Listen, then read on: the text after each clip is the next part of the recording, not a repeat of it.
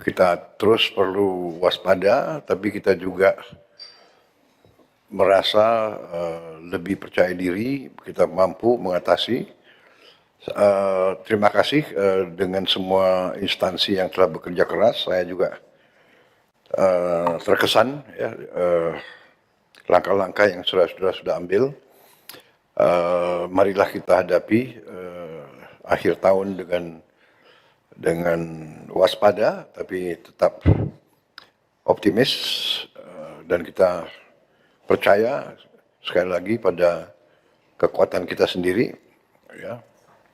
Setiap Prabowo lagi ngomong di depan publik, rasanya itu kayak lagi dengerin orasi kampanye ya sih. Apa mungkin karena beliau udah kelamaan kampanye kali ya? 20 tahun loh. 20 tahun beliau membangun gaya komunikasi yang persuasif, yang mengobarkan semangat gitu. Nah, lama-lama gaya komunikasi kampanye ini mengkristal jadi kepribadian, jadi personalitinya gitu.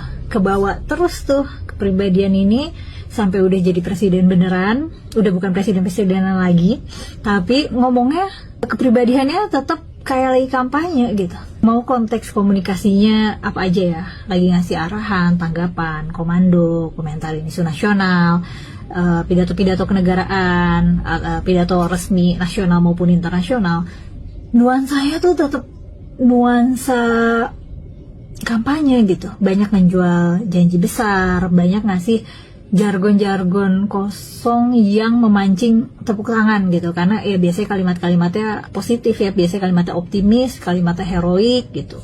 Soalnya kayak kita ini bangsa yang besar gitu, kita ini bangsa yang kaya. Ya kita emang bangsa yang kaya ya, tercermin dari wakil rakyat kita yang hidupnya makmur sejahtera. Atau yang heroik tuh misalnya ya saya mengabdi bagi rakyat kecil gitu, saya berjuang demi rakyat kecil sepenuh jiwa raga, saya hanya ingin yang terbaik untuk negeri ini, hal-hal yang kayak gitu. Atau hidup Jokowi! Padahal komunikasi publik yang kita butuhkan dari presiden itu ya komunikasi tentang langkah konkret gimana gitu. Jadi misalnya ada krisis atau ada masalah apa, kita nunggu presiden bersuara tuh kita nunggu beliau untuk mengkomunikasikan rencana kebijakannya gitu. Gimana nih Pak, nasib kita gimana, selanjutnya gimana gitu.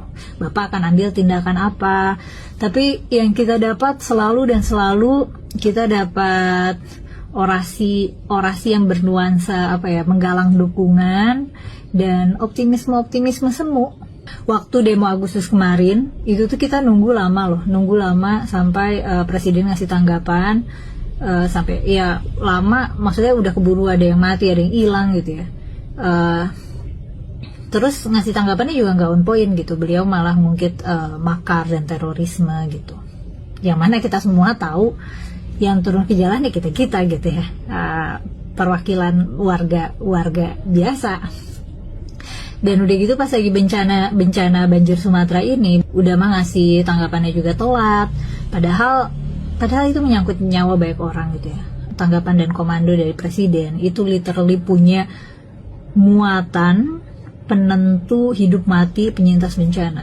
Terus ada juga beliau janji ke penyintas bencana beliau akan sikat semua maling uang negara gitu.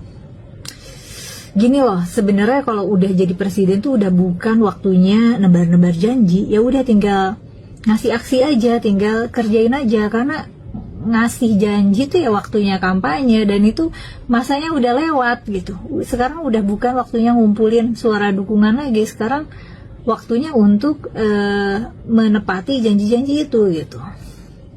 Terus ada juga excuse beliau minta maaf, katanya gak punya tongkat Nabi Musa gitu. Ya padahal kan gak ada, gak ada juga gitu yang minta beliau belah lautan, gak ada yang minta beliau jadi nabi. Kita semua butuh beliau untuk jadi presiden, sebagaimana kenapa 58% dari kita milih beliau itu untuk jadi presiden. Kayaknya kelamaan kampanye tuh bikin presiden kita lupa cara komunikasi yang wajar lupa gimana cara komunikasi yang efektif dan tepat sasaran, tepat tujuan. Beliau udah nggak tahu caranya komunikasi publik selain dengan gaya kampanye. Tapi itu perasaan aku aja atau kalian juga ngerasa kayak gitu?